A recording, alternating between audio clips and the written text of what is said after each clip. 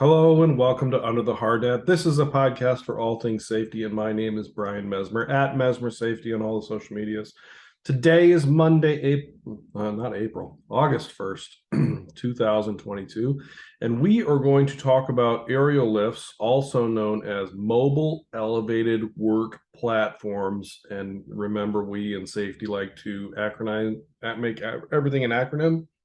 So we're discussing MEWPs. That is mobile elevated work platforms. So without further ado, we'll just get right into it.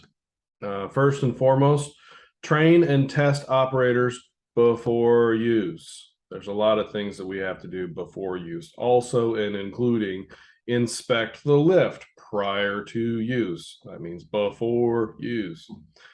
Make sure that you're following all the capacity limits. Every single lift has a maximum rated capacity, and you don't want to overload that. That includes people, tools, and material.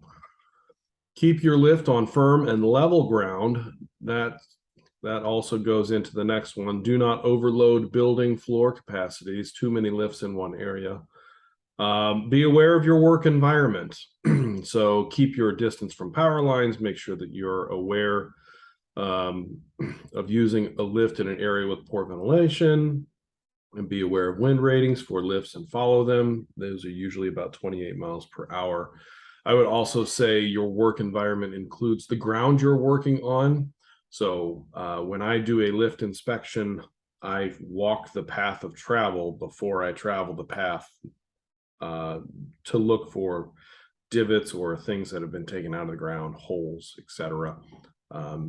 Other lifts, other work, other trades, cords, things like that. Don't override the safety features.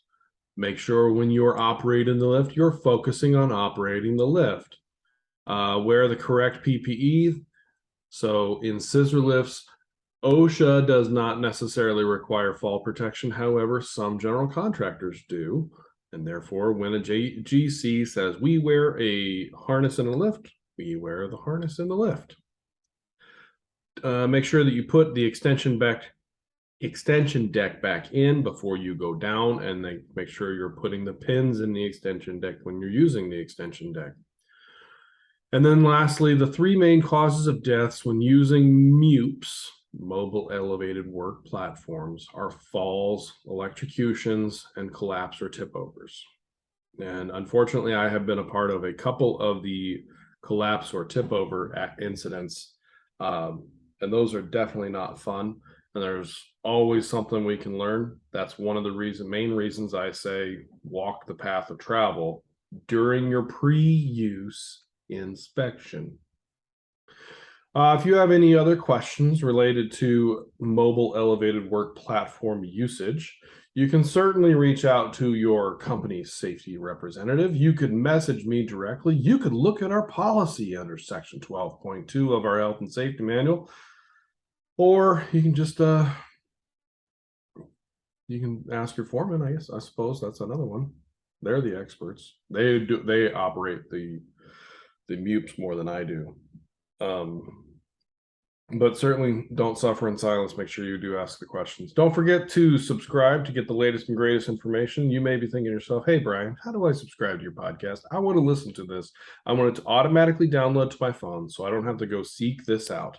Well, that's super easy. All you do if you have an Apple device is you open up your Apple Podcast app, and then you go to the search function in the bottom right-hand corner of the Apple Podcast app, and you type in Under the Hard Hat, because that's what we're trying to reach, your brain bucket.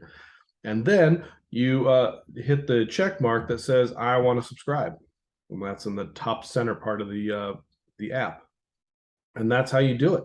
That's the easiest way to get the most information from Mesmer Safety, at Mesmer Safety, from Brian Mesmer. So as always, I appreciate anybody who listens to this podcast and my goofy ramblings. Be good and be safe. And if you can't be good, at least be safe.